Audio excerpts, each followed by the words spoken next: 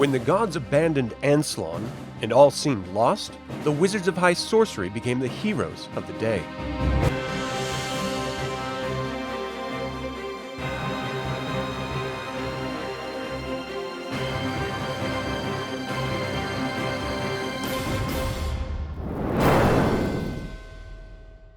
Welcome to another DragonLance Saga episode. My name is Adam, and today I'm going to talk about the alternate timeline, Magocracy of Ansalon. I'd like to take a moment and thank the DL Saga members, and invite you to consider becoming a member by visiting the link in the description below. You can even pick up DragonLance gaming materials using my affiliate links. Now, I'm referencing the Legends of the Twins sourcebook for this information. If I leave anything out or misspeak, please leave a comment below. In the Magocracy of Ansalon alternate timeline, there are 4 themes that seem to stand out. There's the class struggle. You're either a mage and thereby an individual of substance, or you're something else, something lesser. Your role in society is completely dependent on your mastery of magic, not your individual merit. This inevitably breeds malcontent in a population and an us versus them mentality.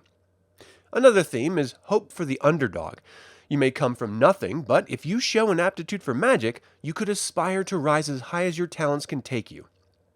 Then there's the theme of fighting the yoke of tradition. When the Brotherhood of Wizardry is as strict in its practices and how you may join their ranks through scouts, schools, and tests, there will inevitably be those that spurn that regimented tradition. Those who believe you could be a true mage without towing the line, as it were. And finally, the theme of the politics of wizards. There will always be factions within a faction that disagree. In this Magocracy, they are the Council of Three, the Conclave of Archmages, and the Knights of Huma. This balance is fragile, and while some seek to strengthen it, others seek to end it. The timeline that leads to this Magocracy begins with the King Priest. Of course. The lost battles were devastating to the Orders of High Sorcery. The river forks with the destruction of the Tower of High Sorcery in Losarcum. As Lesiane fled the destruction of Losarcum, she never saved Cathan Twice-Born, and the Discs of Mishakal were never taken to Zaxaroth. The gods now have an even more slim chance of returning. In 17 Pre-Cataclysm, Lesiane Dosirica, fearing for the future of the Orders, speaks to Merrick the White, who begins to work on plans to preserve High Sorcery. By 9 PC, after failing to gain ground, they decide to retake the Tower of Istar. When the Cataclysm strikes, Merrick and a team enters the tower and transports it to an alternate plane of existence. When the Blood Sea of Istar formed, the tower returned and floated above its center on a magical stone hundreds of feet in the air. This denoted the creation of a new age, the Age of Magic.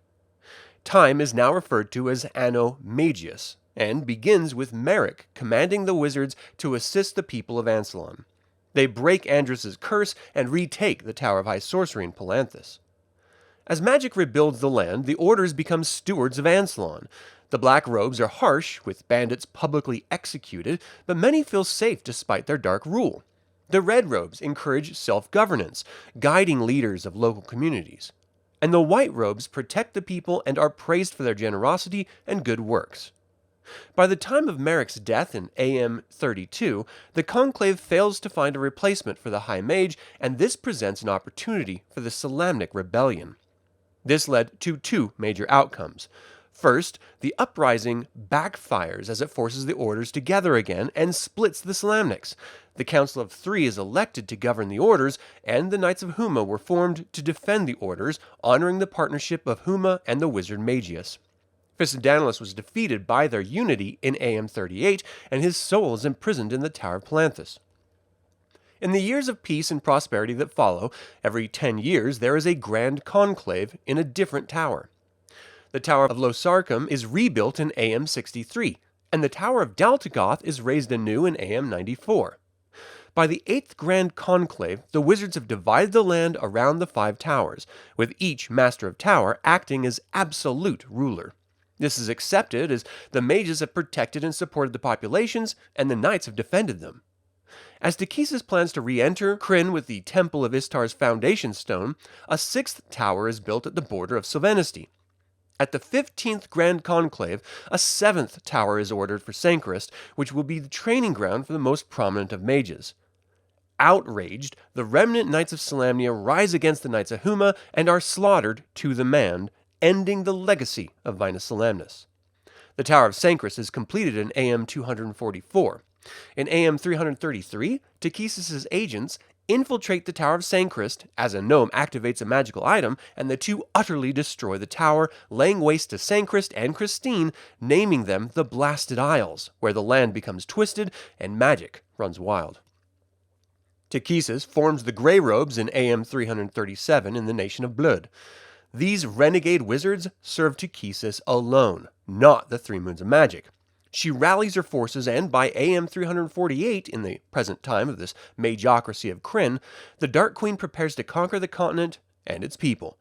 This alternate timeline is strange yet familiar, with the towers focused as the center of power. The nation's borders are markedly different. Palanthas stretches from the Straits of Algani to the Caucasus Mountains, and from the Turbidus Ocean to the New Sea. New Istar covers the land from the Caucasus to the Blood Sea Isles, and from the Turbidus to the edge of Losarkam. Daltagoth includes the Isles of Northern and Southern Ergoth, Enstar, No-Star, and the Blasted Isles of Sancris and Christine.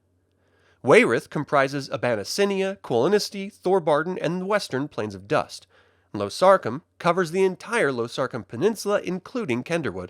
And finally, Sylvanesti includes the Elven Kingdom, Kur, and the eastern Plains of Dust. The people may petition the Council of Three in the Great Hall of the Three in Palanthas. No petition is too small to be heard, but all decisions are final. Once a month, they will meet up for 3 full days with petitioners enlisting up to a month in advance. Again, while this is a completely different take on the timeline, there are eerie similarities, and the Dark Queen still wants to conquer all. Political intrigue, infighting within the orders, and an oncoming war are all constants in Dragonlance, and it's no different in this Magocracy of Ansalon. Perhaps the heroes will search the bottom of the Blood Sea for the Discs of Mishakal, or they will guide Dalamar to the dangerous Blasted Isles. Adventure is ripe, and you can feel free to alter heroic personalities as the state of the world would have changed or influenced them. I highly recommend trying a campaign in this alternate timeline. But that is all the time I have to talk about the alternate timeline Magocracy of Ansalon. What do you think of this mage-run world? Would you join the Orders of High Sorcery, or stand against them? Or do they deserve to be in power? Leave a comment below. I also want to take a second and let you all know about my new project. I've been developing a system-agnostic dark fantasy campaign setting called Direlands. You can learn more about it on my Evil Live Play YouTube channel. The link is in the description below. Also, please consider subscribing to this YouTube channel, ring the bell to get notified about upcoming videos, and click the like button. This all goes to help other Dragonlance fans learn about this channel and its content. Thank you for watching. This has been Adam with DragonLance Saga, and until next time, remember, I seem to have forgotten something. What was my name again?